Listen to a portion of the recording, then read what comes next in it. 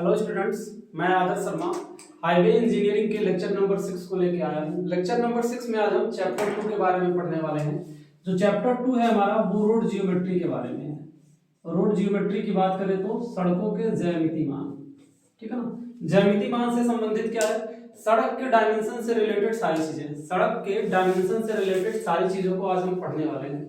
तो अगर हम देखें सड़क में कितने प्रकार के डायमेंशंस होते हैं, जैसे कि आप लोग देख रहे हैं बोर्ड पे मैंने लिख दिया जियोमेट्री ऑफ द रोड, ठीक है ना। सड़कों के क्या क्या ज्यामिति मान होते हैं, तो अगर हम बात करते हैं सबसे पहले तो क्या होता है हमारा रोड अलाइनमेंट।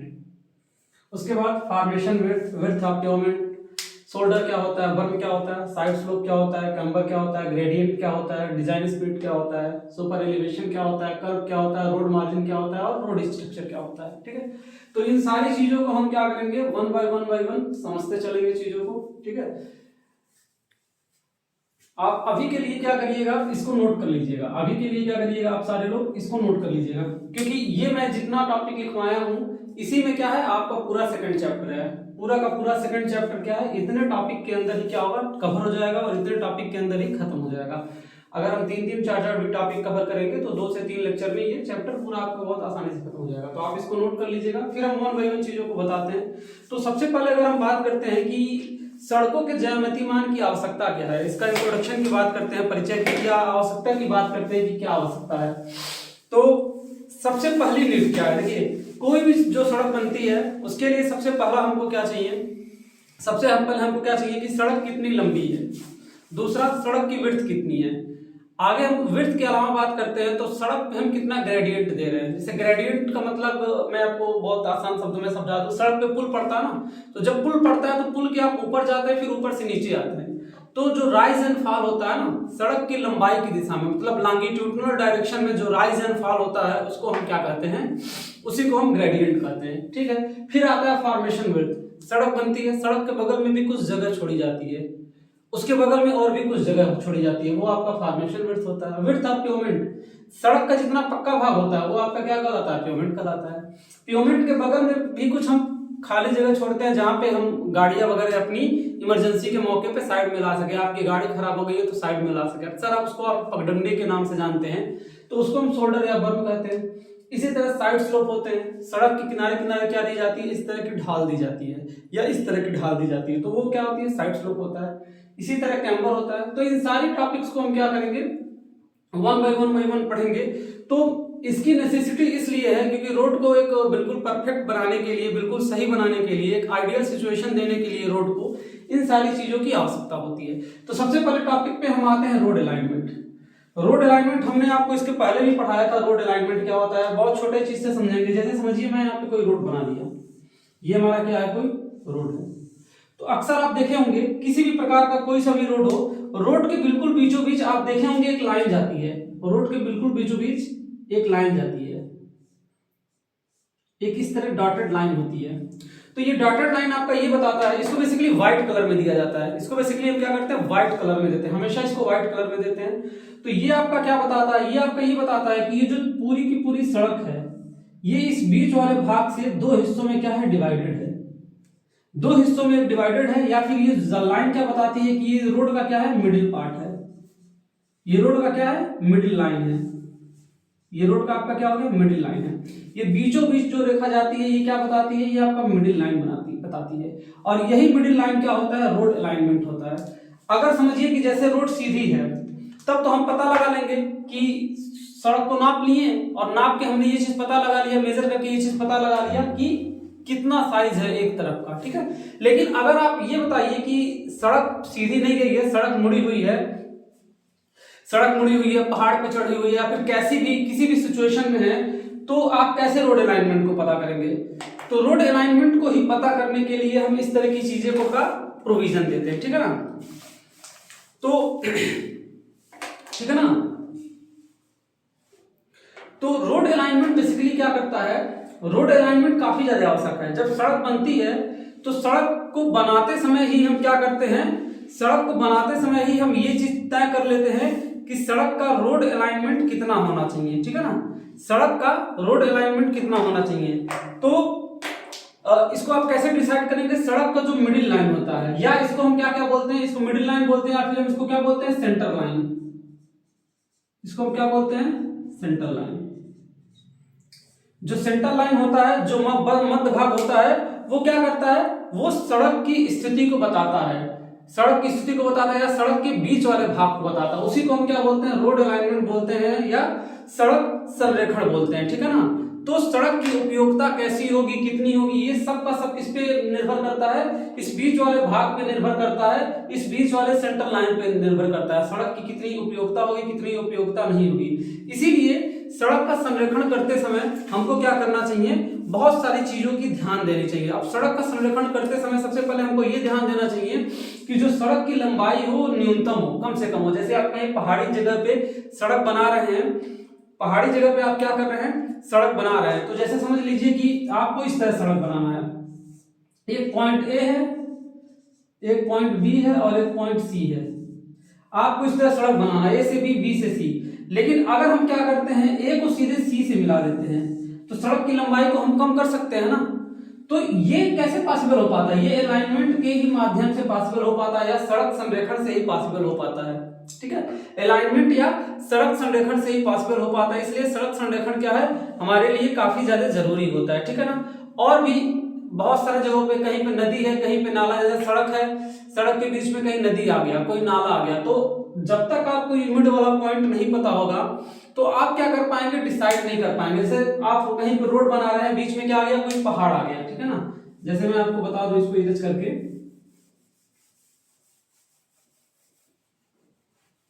ठीक है। जैसे समझ लीजिए कि बीच में क्या है? कोई पहाड़ है, ये बीच में क्या है? कोई पहाड़ है या कोई खाई है, कुछ भी है।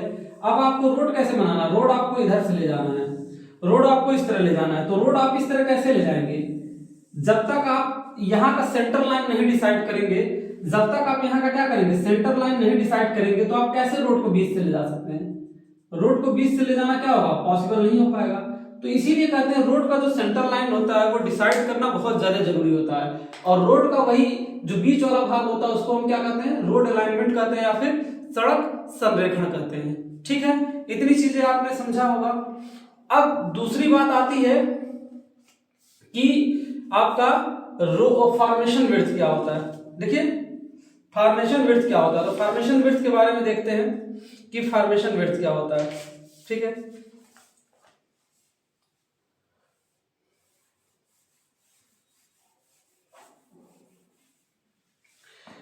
देखिए एक और हमारा इसी में छोटा सा टॉपिक है, कंपोनेंट ऑफ अ रोड। ये क्या है आपका? Component of a road.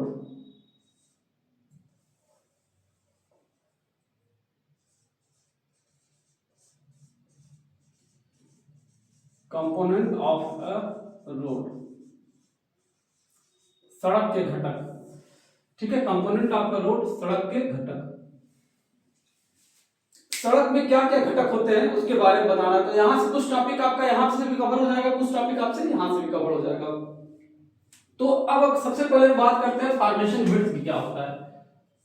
तो फॉर्मेशन विड्थ वो विड्थ होता है कि जितनी चौड़ाई में हम सड़क को बनाते हैं। जैसे आप इस फिगर को देखिए, इस फिगर को आप देख रहे हैं, यहां से यहां तक क्या है? सड़क का पक्का भाग है या पेवमेंट है। इसके किनारे वाला जो भाग है, मतलब ये वाला जो पोर्शन है, इसको हम क्या बोलते हैं? शोल्डर बोलते हैं या फिर बर्ग बोलते हैं।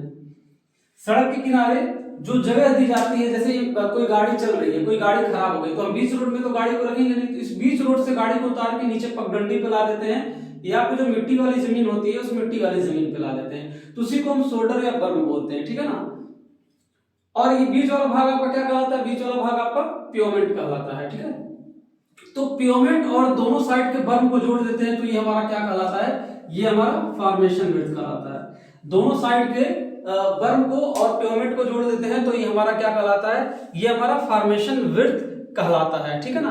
तो ये फॉर्मेशन विड्थ जो होता है अलग अलग दिया जाता है।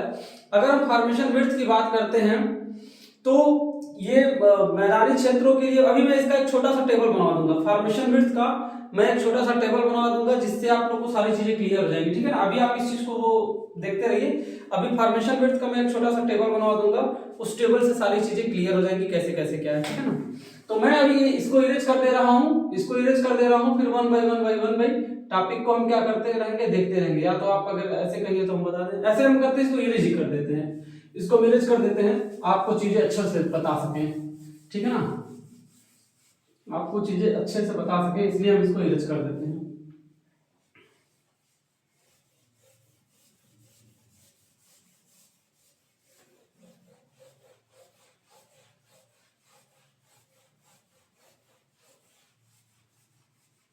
ठीक है, तो हम आपको क्या बता रहे थे, फॉर्मेशन विड्थ के बारे में बता रहे थे, फॉर्मेशन विड्थ के बारे में बता रहे थे।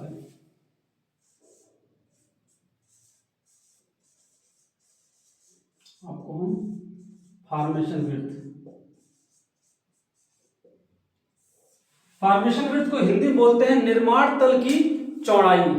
फॉर्मेशन विड्थ को क्या बोलते हैं, निर्माण तल की चौड़ाई।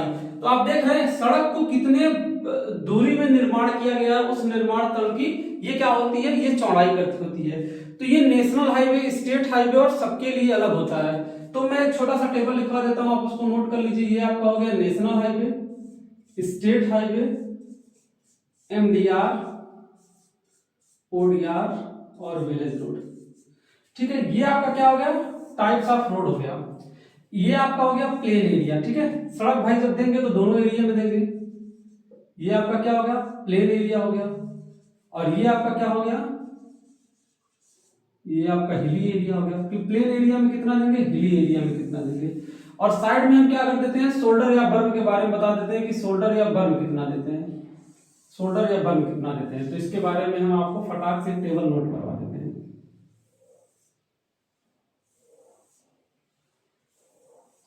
ठीक है, ये टेबल हम नोट करवा देते हैं। तो अगर बात करते हैं प्लेन एरिया में, तो प्लेन एरिया में नेशनल हाईवे और स्टेट हाईवे दोनों के लिए इसका फॉर्मेशन विड्थ क्या होता है, 12 मीटर। और इसके लिए भी क्या होता है, 12 मीटर। इन दोनों के लिए क्या होता है, 12-12 मीटर होता है। अगर हम बात करते हैं एमडीआर ओडीआर की, तो एमडीआर के लिए कितना होता है, 9 मीटर। और इसके लिए क्या होता है, 7.5 मीटर फॉर्मेशन विड्थ होता है। उसके बाद अगर विलेज रोड की बात करते हैं तो ये भी कितना होता है आपका, 7.5 मीटर होता है। ये किसके लिए है, ये आपका सारा का सारा प्लेन एरिया के लिए। अब अगर हम बात करते हैं हिली एरिया के लिए, तो हिली एरिया में क्या हो जाता है, जैसे पहाड़ों पे जगह कम होता है। जैसे देखिए हमको नीचे जमीन पे रोड बनानी है तो हमारे पास जगह काफी ज्यादा है, लेकिन पहाड़ों में ये जगह काफी कम होगा। तो इस वजह से क्या होता है, जो हमारा फॉर्मेशन विड्थ होता है, फॉर्मेशन विड्थ थोड़ा सा रिड्यूस हो जाता है। जैसे नॉर्मल रोड पे हम 12 मीटर दे देते हैं, लेकिन पहाड़ पे हम उतना नहीं दे पाएंगे, तो इसलिए हम क्या करते हैं, थोड़ा सा इसको रिड्यूस कर देते हैं। तो बात आती है हिली एरिया की, तो इसके लिए कितना होता है, 8.80 मीटर। इसके लिए आपका आ जाता है 6.25 मीटर। ठीक है, और आगे बात करते हैं तो एमडीआर और ओडीआर के लिए वैल्यू क्या होती है, 4.75 मीटर। ओडीआर के लिए भी क्या होता है, 4.75 मीटर। और बात करते हैं विलेज रोड के लिए, तो विलेज रोड के लिए आपका क्या होता है, सबसे कम होता है 4 मीटर। अब आगे बात आता है बर्म या शोल्डर, कि सड़क के बगल में जो खाली जगह होती है मिट्टी वाली, हम उसके लिए कितना जगह दें। तो आईआरसी के अनुसार आप याद रखिएगा, जो फॉर्मेशन विड्थ का ये मैं डाटा बताया हूं, ये क्या है, according to IRC, Indian road Congress.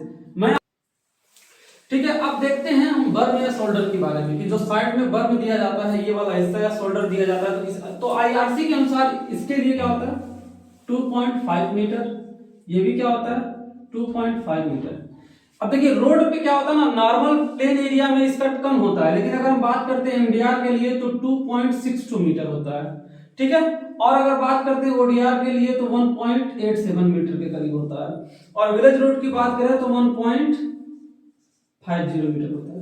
ठीक है, तो ये क्या है, ये सबका अलग अलग डाटा है। इस डाटा को आप अच्छे से लिख लीजिए, अच्छे से नोट कर लीजिए। ठीक है ना, अच्छे से ये सारी चीजें नोट कर लीजिए। तो फिर हम आगे आपको बताते हैं विड्थ ऑफ प्योमेंट, प्योमेंट के विड्थ के बारे में सारी चीजें आपको बताते हैं। ठीक है, ये डाटा आप नोट कर लीजिए। तब तक मैं थोड़ा साइड हो जाता हूं, आप इसको नोट कर लीजिए।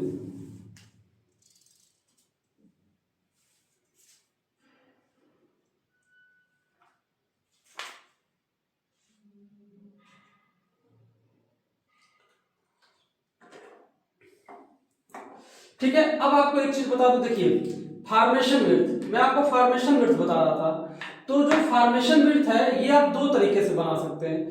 फॉर्मेशन विड्थ को हम दो तरीके से बना सकते हैं। ये जो मैंने पहला वाला फिगर बनाया है, ये मैंने क्या बनाया है, ये मैंने बनाया है कटिंग में। किसमें बनाया है, इन कटिंग,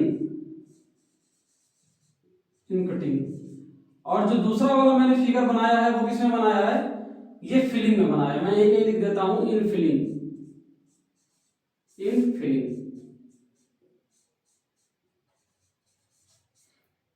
देखिए कटिंग और फिलिंग क्या होता है। समझ लीजिए जैसे कोई पहाड़ी एरिया है, ऐसे पहाड़ी एरिया, हमको यहाँ पे सड़क बनाना है, हमको यहाँ पे ऐसे सड़क बनाना है, तो हम क्या करेंगे, सड़क को तो ऐसे घुमा के ले नहीं जाएंगे, तो हम क्या करेंगे, ऐसे कुछ जगहों को काट देंगे, ऐसे इस वाले हिस्से को क्या कर देंगे, इसको हम कट कट कर देंगे, इसको काट के निकाल देंगे।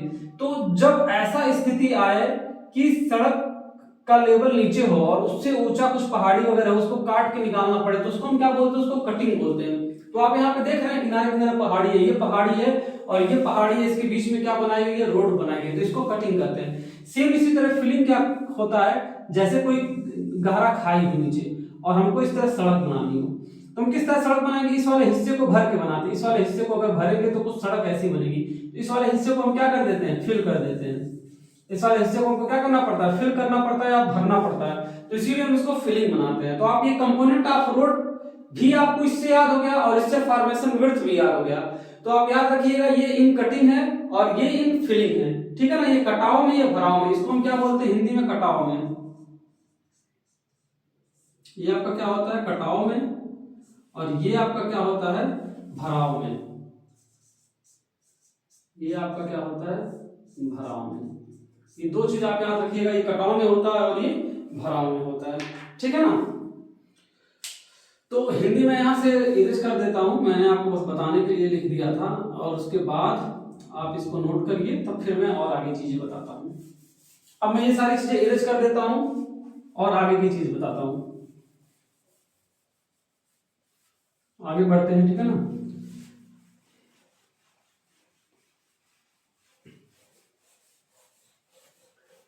फॉर्मेशन विड्थ के बाद आपका जो टॉपिक आता है वो आपका आता है, फॉर्मेशन विड्थ के बाद जो आपका टॉपिक आता है वो क्या आता है, वो आपका आता है width of pavement. Width of pavement अगला आपका टॉपिक क्या आता है, width of pavement. Width of pavement, width of pavement और कैरियाज वे, और कैरियाज वे। देखिए प्योमेंट को एक नाम से और बुलाते हैं, प्योमेंट को एक नाम से और बुलाते हैं कैरियाज वे।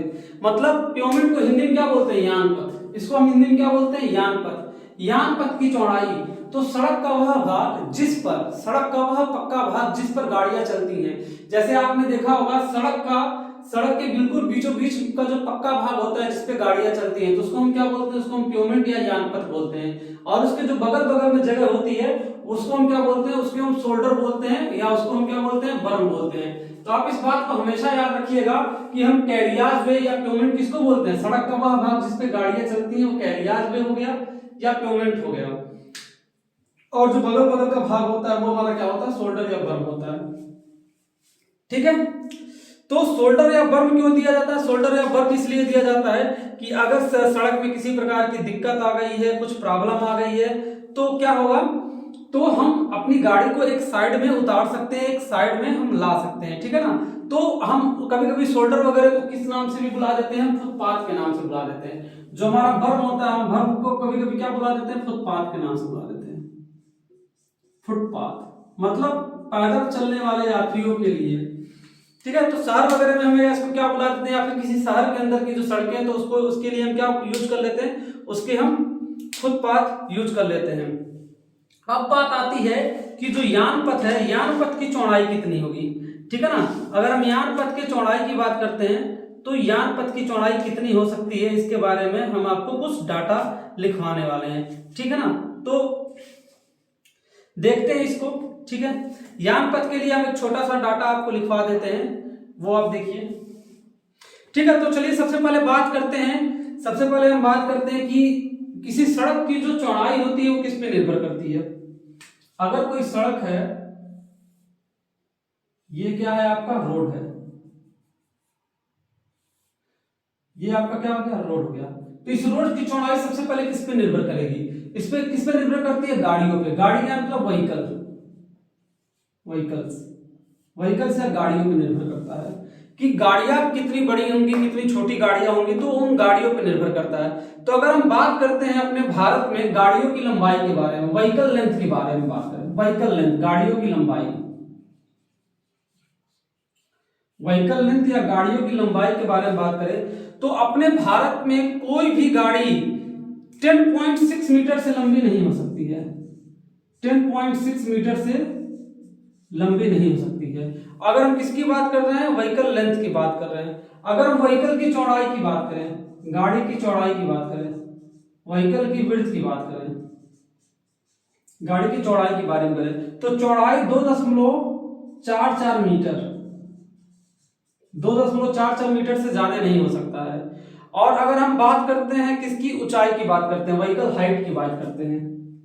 ठीक है, अगला हम बात करते हैं व्हीकल हाइट की। तो किसी भी गाड़ी की हाइट 3.80 मीटर से ज्यादा नहीं हो सकती है। किससे ज्यादा नहीं हो सकती है? 3.8 मीटर से ज्यादा नहीं हो सकती है। तो इस डाटा को आप याद रखिएगा हमेशा और हमेशा। भारत के अनुसार किसी भी गाड़ी की जो लंबाई है वो 10.6 मीटर से ज्यादा नहीं हो सकता है। उसकी विड्थ जो है वो 2.44 मीटर से ज्यादा नहीं हो सकता है और उसकी जो हाइट है वो 3.80 मीटर से ज्यादा नहीं हो सकता है। इसीलिए जो यान पथ की चौड़ाई होती है, जो विड्थ होता है, विड्थ ऑफ प्योमेंट, जो प्योमेंट की विड्थ होती है, ये नॉर्मली हम कितना लेते हैं? अगर हम सिंगल लेन की बात करें तो किसकी बात करते हैं? सिंगल लेन की बात करते हैं। सिंगल लेन के लिए कितना लेते हैं? 3.75 मीटर। ये कहीं कहीं पे 3.8 मीटर भी लिखा है, 3.80 मीटर भी लिखा है।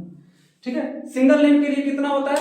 3.80 मीटर या 3.7 मीटर होता है। और अगर हम डबल लेन की बात करते हैं, अगर हम किसकी बात करते हैं? डबल लेन की। तो डबल लेन के लिए कितना होता है? डबल लेन के लिए ये होता है 7.00 मीटर, 7 मीटर होता है। अब सिंगल लेन डबल लेन क्या होता है? जैसे ये जो रोड है ये वैसी रोड है, ये सिंगल लेन की है, ये सिंगल लेन की है, मतलब एक जाने के लिए है और एक आने के लिए सिंगल लेन की रोड है।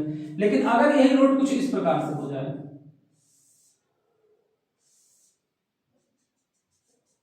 अगर यही वाली जो रोड है कुछ इस प्रकार से हो जाए कि मतलब 2 रोड जाने के लिए हो जाए, 2 आने के लिए हो जाए, समझ लो ये आपका 2 क्या हो गया? जाने के लिए हो गया और ये 2 आपका क्या हो गया? आने के लिए हो गया। तो इसको हम क्या बोलेंगे? इसको डबल लेन बोलेंगे कि भाई 2 लेन की सड़क हो गई, 2 जाने के लिए हो गई, 2 आने के लिए हो गई। तो सिंगल लेन का मतलब क्या है? हम इसकी बात कर रहे हैं। ये हमारा क्या है? सिंगल लेन है, एक साइड का सिंगल लेन है। तो ये आपका क्या होगा? 3.80 या 3.75 मीटर।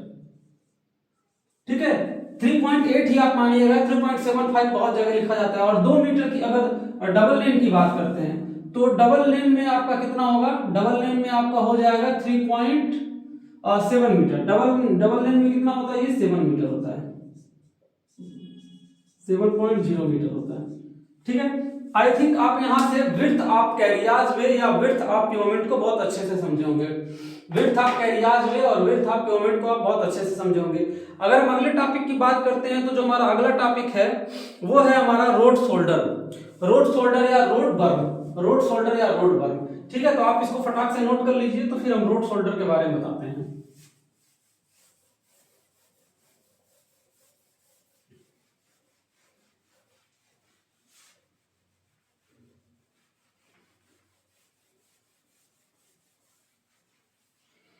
ठीक है, अगला टॉपिक आपका आता है रोड शोल्डर या रोड बर्न।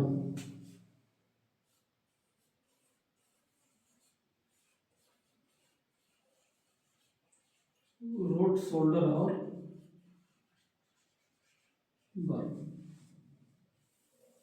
ठीक है, रोड शोल्डर या बर्न की बात करते हैं। तो मैंने जस्ट अभी आपको बताया है कि ये सड़क है, सड़क के बगल में जो ये वाली स्थान दी जाती है, सड़क के बगल में जो ये वाली स्थान दी जाती है, तो इस वाले स्थान को हम क्या बोलते हैं? ये वाला हमारा रोड बर्न कहलाता है, रोड बर्न या रोड शोल्डर कहलाता है। इसको हम क्यों देते हैं? हमने आपको बताया है, इसको हम इसलिए देते हैं कि जो हमारी गाड़ियां हैं, अगर बहुत ज्यादा ट्रैफिक लग जा रही है, हमारी गाड़ियां खराब हो जा रही है, या हमारी गाड़ी में कोई प्रॉब्लम आ जा रहा है, या कोई एक्सीडेंट हो जा रहा है, तो हम अपनी गाड़ी बीच सड़क में तो रखेंगे नहीं, बीच सड़क से एक साइड में रखना पड़ेगा। तो वहां पे साइड में रखने के लिए हम एक रोड शोल्डर को क्या करते हैं? प्रोवाइड करते हैं। अगर हम माने IRC के अनुसार, इंडियन रोड कांग्रेस के अनुसार, जो विड्थ होती है शोल्डर की वो कितनी होती है? अगर विड्थ ऑफ शोल्डर की बात करें कि शोल्डर की विड्थ कितनी देनी चाहिए, तो शोल्डर की विड्थ मिनिमम आपको कितना होना चाहिए? 2.5 मीटर होना चाहिए। शोल्डर का विड्थ कितना होना चाहिए? कम से कम 2.5 मीटर होना चाहिए। और यही शोल्डर जब आपका क्या होता है, कंक्रीट का बना होता है, जब यही शोल्डर किसका बना होता है, कंक्रीट का बना होता है शहरों में, तो हम इसको एज ए फुटपाथ यूज करते हैं। इसको हम कैसा यूज करते हैं, as a footpath, as a footpath use करते हैं। समझ गए आप मेरी बातों को? आप मेरी बातों को काफी अच्छे तरीके से समझ रहे होंगे। शहर में आप देखे होंगे इस तरीके से बना होता है, शहरों वगैरह में जो मेन रोड होती है इसके बगल में ऐसे कंक्रीट के बने होते हैं, ठीक है ना। तो हम इसको क्या के लिए यूज करते हैं, फुटपाथ के लिए यूज करते हैं। आगे हम आते हैं साइड स्लोप के बारे में, ठीक है ना। साइड स्लोप के बारे में आते हैं, आप इसको नोट कर लीजिएगा। अगला हम आते हैं साइड स्लोप के बारे में।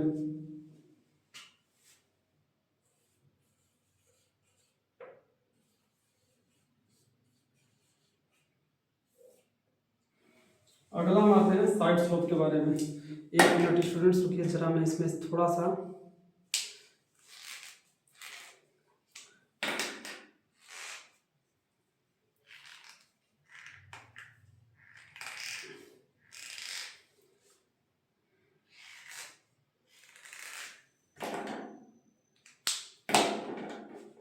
मैं इसमें भर लेता हूं।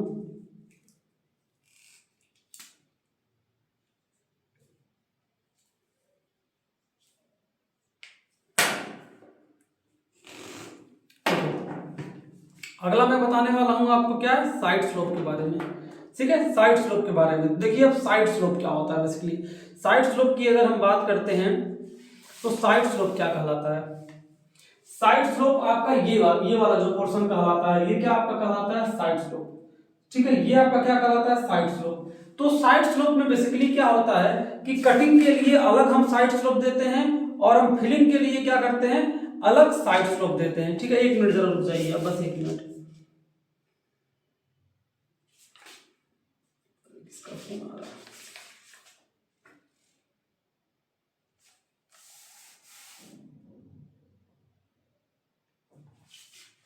ठीक है, चलिए देखिए, जब भी हम सड़क को बनाते हैं तो क्या है, सड़क को हम बिल्कुल सीधा नहीं बना सकते हैं। जैसे सड़क को जब भी हम बनाते हैं तो सड़क को हम बिल्कुल सीधा नहीं बना सकते हैं। जैसे ये सड़क है तो सड़क को हम क्या कर सकते हैं, बिल्कुल सीधा नहीं बना सकते। हमको अगर बिल्कुल सीधा बनाना है तो पॉसिबल नहीं है। हमको क्या करना पड़ेगा, या तो उसको कटिंग में बनाना पड़ेगा या फिलिंग में बनाना पड़ेगा। बहुत ऐसी कमी जगह जमीन होगी जहां पे सड़क को हम क्या कर सकते हैं, बिल्कुल सीधा बना सकते हैं। तो बिल्कुल सीधा हम नहीं बना पाते हैं, तो सड़क को हमको या तो कटिंग में बनाना पड़ता है या तो फिलिंग में बनाना पड़ता है। तो जैसे अभी हमने क्या बनाया है, हमने यहाँ पे क्या बनाया है, ये हमारा कटिंग है।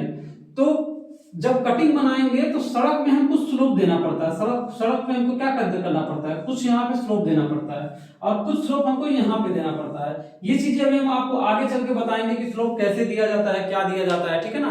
तो जो स्लोप साइड में दिया जाता है, सड़कों की साइड में जो इस प्रकार के स्लोप दिए जाते हैं, वही आपके क्या कहलाते हैं, वही आपके स्लाइड स्लोप कहलाते हैं, ठीक है ना। साइड स्लोप कहलाते हैं, मतलब मृदा को भरने के लिए या मृदा को काटने के लिए सड़क बिल्कुल सीधी नहीं रह पाती है, ठीक है ना। थोड़ा इसका जो क्रॉस सेक्शन है वो डिसबैलेंस हो जाता है, अस्थिर हो जाता है, ठीक है ना। तो उस पे हम क्या करते हैं, थोड़ा सा ढाल दे देते हैं, उस पे हम एक थोड़ा सा ढाल दे देते हैं, तो हमारा क्या कहलाता है, वो हमारा साइड स्लोप कहलाता है। अब साइड स्लोप की बात कर लेते हैं कि कटिंग के लिए कितना होता है या फिलिंग के लिए कितना होता है साइड स्लोप। अगर हम बात करते हैं कटिंग के लिए, अगर हम किसके लिए बात करते हैं, कटिंग के लिए, या अगर हम बात करते हैं फिलिंग के लिए,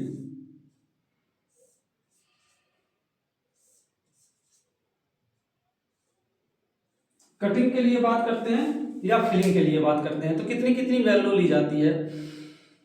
तो सबसे पहले अगर हम फिलिंग के लिए बात करें या अगर हम कटिंग के लिए बात करते हैं, तो कटिंग के लिए जो इसकी वैल्यू ली जाती है वो 1:1 से लेके, कटिंग के लिए जो इसकी वैल्यू ली जाती है 1:1 से लेके 1:1/2 ली जाती है।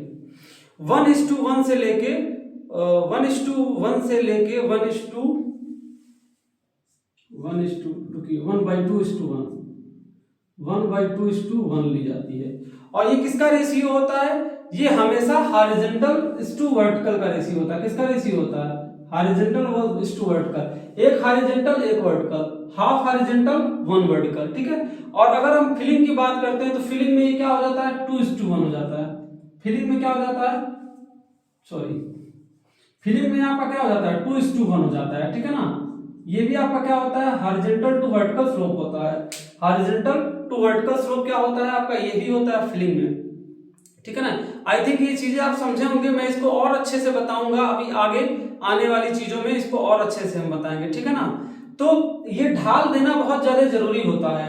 अगर आप यहाँ पे आप ढाल नहीं प्रोवाइड करेंगे या आप यहाँ पे ढाल नहीं प्रोवाइड करेंगे तो जो पानी है, जो ड्रेन्स है, जो यहाँ पे ड्रेन्स बनाई गई है पानी के लिए, उसका कोई मतलब नहीं रह जाएगा। सेम यहाँ पे जो ड्रेन्स बनाई गई है, अब पानी कैसे निकलेगा आप बताइए। जैसे हम ये रोड बना रहे हैं, तो अगर हम इस जगह को काट के रोड नहीं बनाएंगे तो पानी फिर कैसे निकलेगा, सड़क कैसे बनेगा। तो इसीलिए यहाँ पे एक ढाल प्रोवाइड करना पड़ता है। यहाँ पे एक ढाल प्रोवाइड, जैसे अब ये कटिंग का है तो कटिंग में देखिए क्या है 1:1 का है, एक हॉरिजॉन्टल चलते हैं तो एक वर्टिकल चलते हैं। मतलब अगर हम यहाँ पे बात करें, यहाँ पे इस तरह की बात कर लेते हैं तो एक हॉरिजॉन्टल चलते हैं तो एक वर्टिकल चलते हैं, एक हॉरिजॉन्टल तो एक वर्टिकल की बात करते हैं, ठीक है ना। मतलब जितनी वैल्यू हम हॉरिजॉन्टल में बढ़ाते हैं उतनी वैल्यू हम क्या करते हैं वर्टिकल में भी बढ़ाते हैं। तो ये हमारा क्या होता है, ये हमारा साइड स्लोप होता है, ठीक है। और अगर हम फिलिंग की बात करें तो 2:1 होता है, मतलब वर्टिकल 2 होता है, हॉरिजॉन्टल 1 होता है, ठीक है ना। वर्टिकल 2 होता है, ये वाला एंगल और ऊंचा रहता है, वर्टिकल 2 होता है, हॉरिजॉन्टल 1 होता है, ठीक है। साइड स्लोप के बाद अगर हम बात करते हैं तो किसकी, राइट ऑफ वे की, कि राइट ऑफ वे क्या होता है, ठीक है। राइट ऑफ वे की बात करते हैं कि आपका राइट ऑफ वे क्या होता है।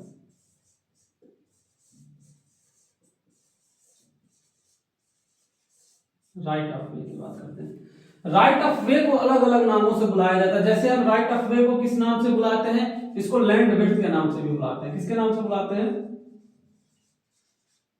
इसको हम लैंड विड्थ के नाम से बुलाते हैं, या फिर इसको हम रोड लैंड के बारे में बुलाते हैं, या इसको हम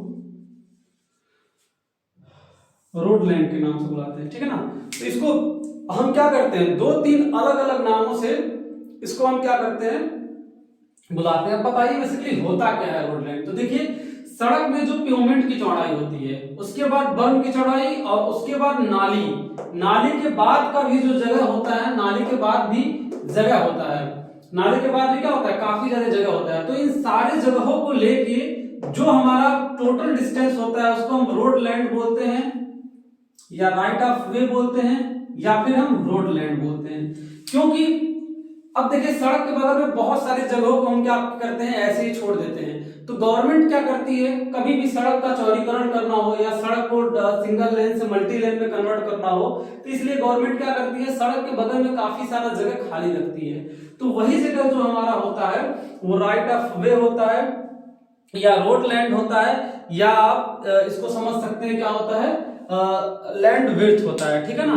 तो इसमें सारी चीजें आ जाती हैं। अगर हम इसका एक छोटा सा डाटा भी है, अगर हम बात करते हैं कि सबके लिए कितना कितना होता है, तो सामान्यतः ये आपका 18-20 मीटर से लेकर 60 मीटर तक इसकी वैल्यू लिया जाता है, ठीक है ना। तो मैं आपको एक छोटा सा डाटा बता दूं। जैसे हम बात करते हैं यहाँ पे national highway, state highway, MDR, ODR और BDR, इसकी बात करते हैं कि कितना कितना होगा। तो सबसे पहले हम किसकी बात करते हैं, प्लेन एरिया की।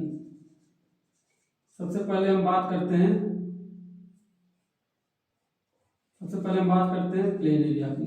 तो प्लेन एरिया में दो तरीके की वैल्यू ले सकते हैं, एक होता है मैक्सिमम वैल्यू और एक हो सकता है मिनिमम वैल्यू, और दूसरा क्या हो सकता है हिली एरिया के लिए हो सकता है, दूसरा हिली एरिया के लिए हो सकता है। तो हिली एरिया में मैक्सिमम मिनिमम नहीं होता है, सिर्फ प्लेन एरिया में ही हम क्या करते हैं मैक्सिमम और मिनिमम वैल्यू लेते हैं। तो अगर हम बात करते हैं मैक्सिमम और मिनिमम वैल्यू की, तो मैं वैल्यू लिख देता हूं। ये आपका क्या कितना होता है 60 मीटर, ये आपका 45 मीटर। उसके बाद बात करते हैं ये आपका 30 मीटर, ये आपका 25 मीटर और ये आपका 15 मीटर, ठीक है। इस तरीके से ये आपका 15 नहीं 18 मीटर होता है। ये आपका कुछ इस तरीके का डाटा रहा, ये आपका कुछ इस तरीके का डाटा रहा। मिनिमम वैल्यू की बात करते हैं तो ये आपका 45 हो जाता है, ये आपका 30 हो जाता है, ये आपका 25 हो जाता है, ये आपका 18 मीटर हो जाता है,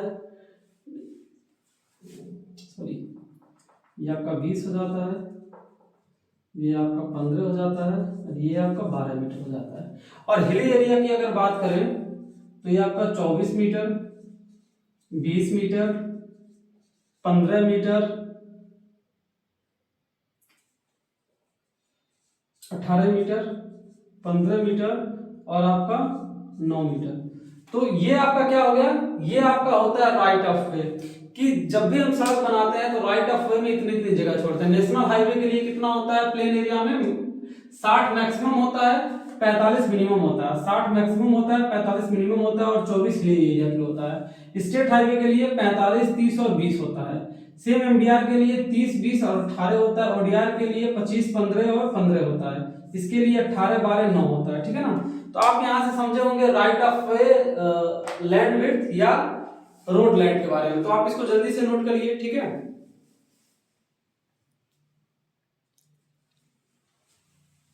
आप इसको नोट करिए। चलिए मैं लिस्ट करने वाला हूं। ठीक है ना।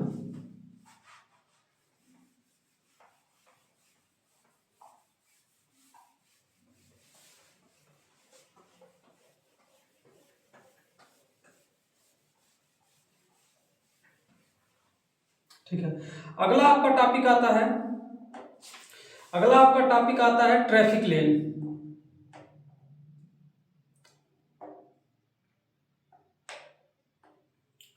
ट्रैफिक लेन, ट्रैफिक सेपरेटर और एक मैं देख लेता हूं अगला टॉपिक आपका क्या है। अगला टॉपिक आपका आता है कैम्बर आता है। ठीक है, अगला टॉपिक आपका क्या आता है, कैम्बर आता है। कि कैम्बर होता क्या है।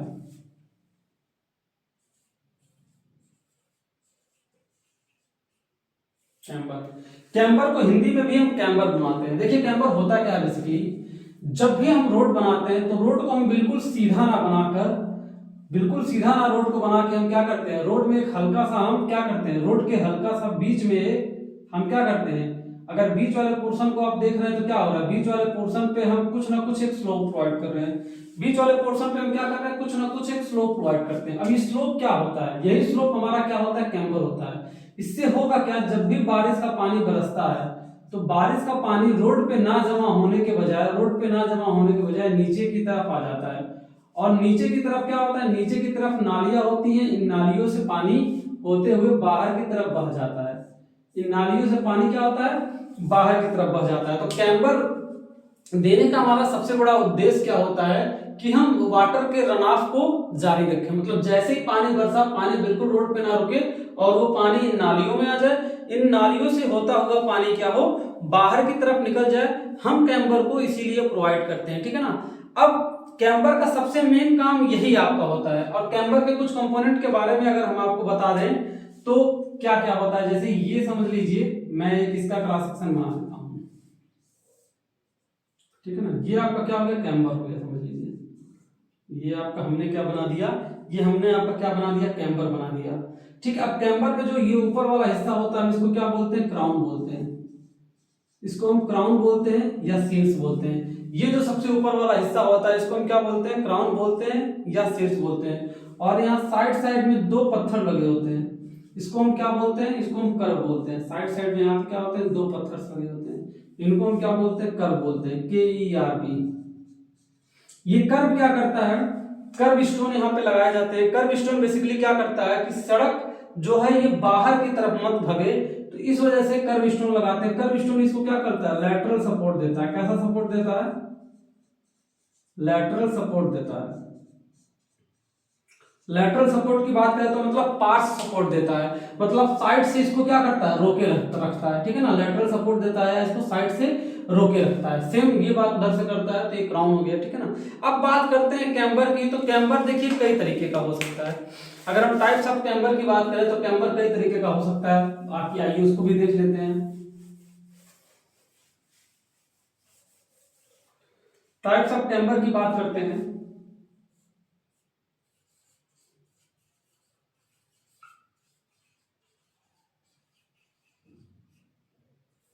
देखिए टाइप्स ऑफ कैम्बर की अगर हम बात करते हैं, कैम्बर कितने टाइप्स का होता है, तो कैम्बर बेसिकली 3 टाइप्स के कैम्बर होते हैं जो काफी ज्यादा यूज किए जाते हैं। पहला आपका क्या होता है, स्ट्रेट लाइन कैम्बर।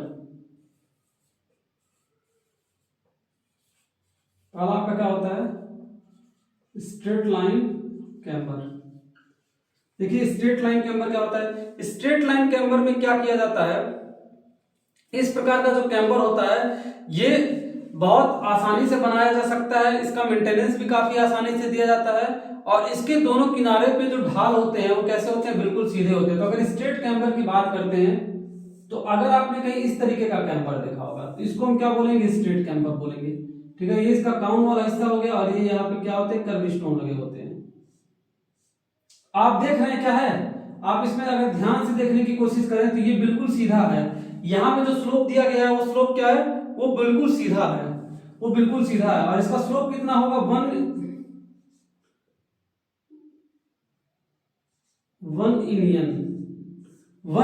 का स्लोप देता है। अब n बराबर क्या हो सकता है, n बराबर 1 भी हो सकता है, 2 भी हो सकता है, 3 भी हो सकता है। जितना भी हमको स्लोप देना है वो हम स्लोप दे सकते हैं, वो हम स्लोप दे सकते हैं। और अगर इसकी डिस्टेंस की बात करें कि ये कितना होता है, ये कितना पास होता है, तो अगर हम मान लें कि टोटल रोड का विड्थ क्या है, W है, टोटल रोड का विड्थ क्या है, W है, तो इसकी जो हाइट होगी वो हाइट कितनी हो जाएगी, W/2n। इसकी जो हाइट होगी वो कितनी होगी, W/2n। ये तो बहुत आसान चीज है, आप लोग निकाल भी सकते हैं। उसकी हाइट क्या हो जाएगी, W/2n। तो इसको हम बोलते हैं स्ट्रेट लाइन कैम्बर बोलते हैं। तो इस पे जो कैम्बर दिया जाता है उस पे इस तरह का परवलय नहीं दिया जाता, इस तरह का परवलय नहीं दिया जाता है। कैम्बर को क्या किया जाता है, बिल्कुल सीधे सीधे दे दिया जाता है। ठीक है ना। अब अगर अगले टाइप के कैम्बर के बारे में बात करते हैं, ठीक है, तब तक के लिए मैं ये फिगर भी इरेज कर देता हूँ। ये फिगर भी अब आप लोग के काम का कुछ नहीं है।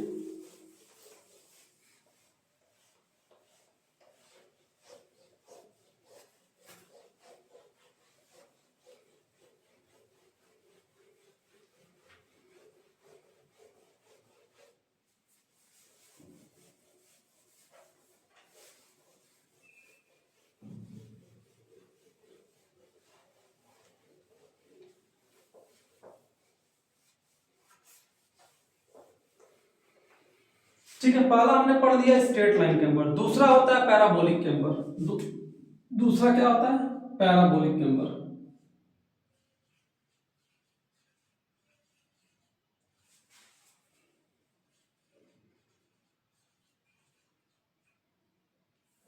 इसके नाम से ही पता चल रहा है कि ये कैम्बर कैसा होगा, पैराबोला के टाइप का होगा। ठीक है, ये कैम्बर कैसा होगा, पैराबोला के टाइप का होगा। तो ये कैम्बर कुछ इस प्रकार का होता है, ये कैम्बर कुछ इस प्रकार का होता है। अगर हम इसको बनाते हैं तो ये कैम्बर कुछ ऐसे होता है। ठीक है, ये कैम्बर कैसे होता है, कुछ पैराबोला टाइप का होता है। तो अगर मान लेते हैं इसकी भी विड्थ क्या है, W है, इसकी विड्थ क्या है आपकी, W है। तो इसमें भी आपका स्लोप क्या हो जाएगा, 1 हो जाएगा। अगर हम इस स्लोप की बात करते हैं, इसका स्लोप कैसे निकालेंगे, इसको इस रेखा से मिला दिए और इसको इस रेखा से मिला दिए। ठीक है, तो यहां से इसका स्लोप निकल जाएगा। इसका स्लोप क्या होगा, 1 in n बोल सकते हैं, या 1:n बोल सकते हैं। ठीक है ना। यहाँ अगर बात करते हैं कि इसका स्लोप कैसे निकालेंगे, तो स्लोप निकालने के लिए आप एक सीधा लाइन खींच दीजिए और इसको इधर मिला दीजिए। ये आप मान लीजिए x है, ये आपका y है डिस्टेंस। तो एक्स वाई डिस्टेंस से आप क्या कर सकते हैं, फिर ये बीच वाली दूरी को क्या कर सकते हैं, आप बहुत आसानी से आप कैलकुलेट कर सकते हैं। ठीक है ना। इस वाली दूरी को अगर हम मिलाने की कोशिश करें ऐसे, तो आप इसको पाइथागोरस प्रमेय से बहुत आसानी से ज्ञात कर सकते हैं। ठीक है ना, पाइथागोरस प्रमेय से आप इसको बहुत आसानी से ज्ञात कर सकते हैं। ठीक है ना। तो इस तरह की चीजें दी जाती है। पैराबोलिक जो होता है, पैराबोलिक या हिंदी में बोलते हैं परवलय। ठीक है ना।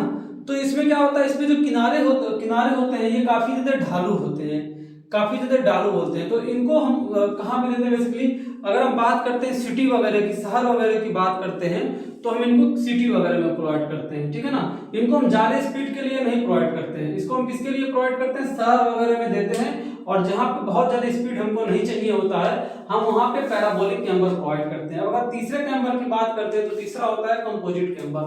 तीसरा हमारा क्या होता है, कंपोजिट कैम्बर।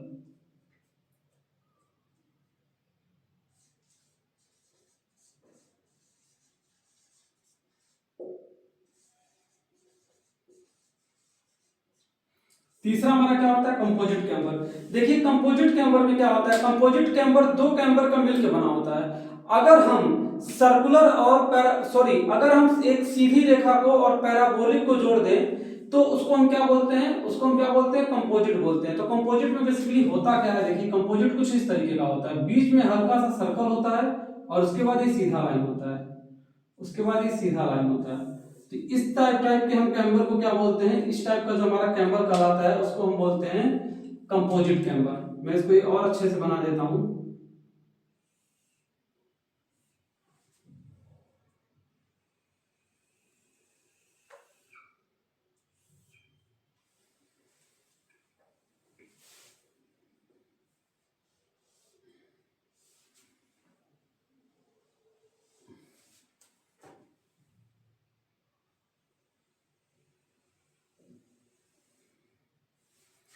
ये जो मैं डार्क बनाया हूं ये आपका क्या है, ये आपका इतना स्ट्रेट है, ये आपका इतना स्ट्रेट है और ये आपका इतना स्ट्रेट है। यहां से लेके यहां तक क्या स्ट्रेट है और इसके बीच में क्या दिया गया, सर्कुलर प्रोवाइड किया गया। ये बीच में क्या है, सर्कुलर है।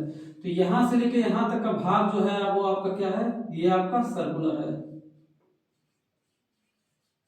ये आपका सर्कुलर है, या इसको आप पैराबोलिक बोल दीजिए, या तो आप इसको क्या कर लीजिए, पैराबोलिक, पैराबोलिक और सर्कुलर। और यहां से लेके यहां तक का जो है ये आपका क्या होता है, ये आपका स्ट्रेट लाइन होता है, ये आपका क्या होता है, स्ट्रेट लाइन होता है।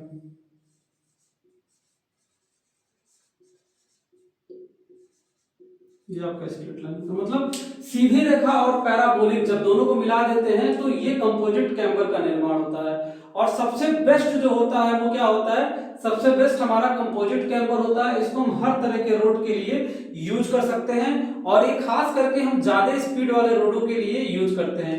इनका रख रखाव, इनका देख रेख काफी आसानी से किया जा सकता है, ठीक है ना। इनका रख रखाव, इनका देख रेख काफी आसानी से किया जा सकता है। आई थिंक आप कैम्बर को काफी अच्छे से समझे होंगे, ठीक है। तो कैम्बर के बारे में मैं एक दो चीजें और भी आपको बताना चाहूंगा, उसके बाद तक वीडियो को एंड करेंगे। कैम्बर के बारे में एक दो और छोटी छोटी चीजें आपको हम बता देते हैं।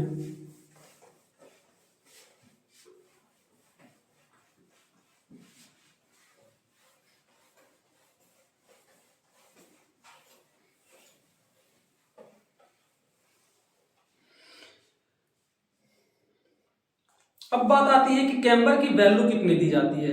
तो कैम्बर की वैल्यू के लिए, वैल्यू ऑफ कैम्बर की बात करें तो आईआरसी के अनुसार वैल्यू ऑफ कैम्बर,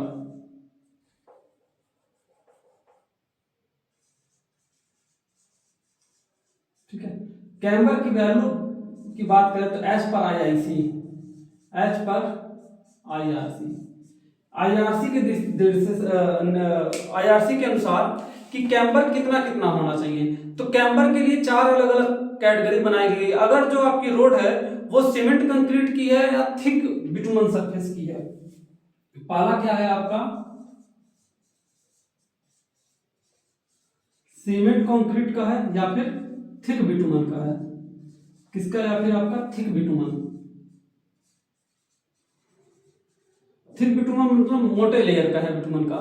तो अगर आपका हैवी रेनफॉल होता है, अगर आपका क्या है, हैवी रेनफॉल होता है, मतलब बहुत ज्यादा रेनफॉल होता है, और दूसरे तरफ आपका क्या है, लाइट रेनफॉल या फिर लो रेनफॉल होता है।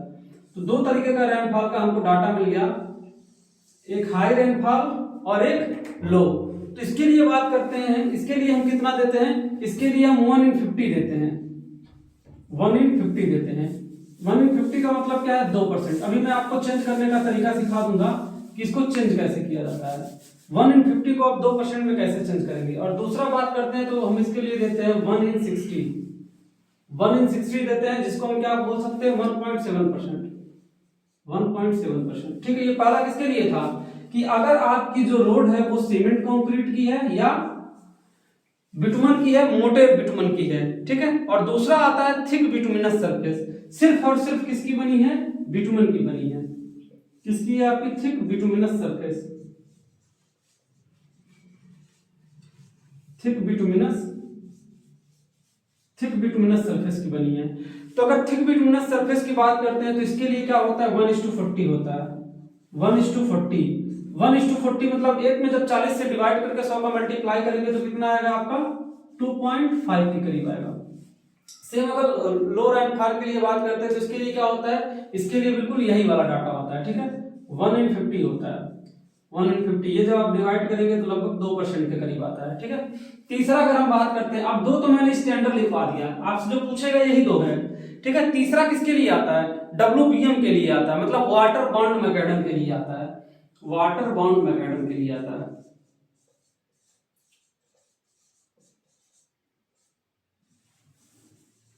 वाटर बॉन्ड मैकेनिज्म के लिए आता है या ग्रेवल पेमेंट के लिए आता है। आप गांव में देखते हैं ना ग्रेवल वगैरह के रोड बने होते हैं ना, तो ये मैं ग्रेवल पेमेंट की बात कर रहा हूँ। जैसे कंकड़ वगैरह के रोड बने होते हैं ना, ये उसके लिए, तो उसमें बहुत ज्यादा कोई जरूरी नहीं होता, कंकड़ वगैरह को आप कैसे भी बना सकते हैं। तो इस पे 1:30 का दे देते हैं, यानी 1:30 का डिवाइड करने को तो कितना आएगा, 3.3333% आएगा, तो 3.33% के करीब ये होता है। और आगे बात करते हैं इसके, तो ये आपका होता है 1:40, मतलब यही वाला आपका कंटिन्यू हो जाता है इधर, 140 का होता है, यानी 2.5% के तकरीबन होता है। और लास्ट बात करते हैं अर्थ रोड की, यानी मिट्टी रोड की, जो सबसे घटिया रोड होती है, ठीक है ना, बिल्कुल घटिया रोड या मिट्टी की रोड होती है, अर्थ रोड की बात करते हैं, या मिट्टी की सतह की बात करते हैं। मिट्टी की सतह के लिए भैया कोई जरूरी नहीं है, आप कुछ भी दे सकते हैं, कैसे भी दे सकते हैं। तो इसके लिए आप मान लीजिए किसका कितना होता है, 1:25 होता है, 1:25 होता है, या 4% लिया जाता है। और ये वाला फिर इधर कंटिन्यू हो जाता है, ये कितना होता है, 1:30 होता है, ठीक है ना।